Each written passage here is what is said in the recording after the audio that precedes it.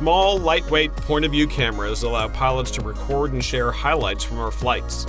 But which of the many cameras in a crowded field is best for aviation?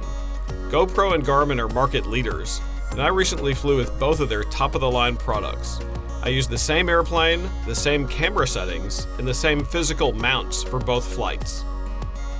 The Garmin VIRB Ultra 30 and the GoPro Hero 7 are about the same size, and they're close to the same cost.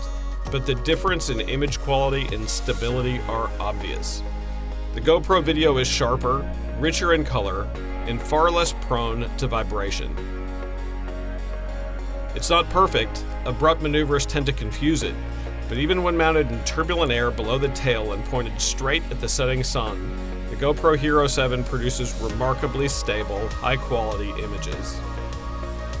The Garmin VIRB Ultra 30 is shaky by comparison. The VIRB has a lot going for it, particularly its built-in GPS and free editing program. I also find the VIRB to be easier to program and simpler to use. But if your only consideration is image quality, the GoPro Hero 7 is a clear winner. Dave Hirshman, AOPA Live.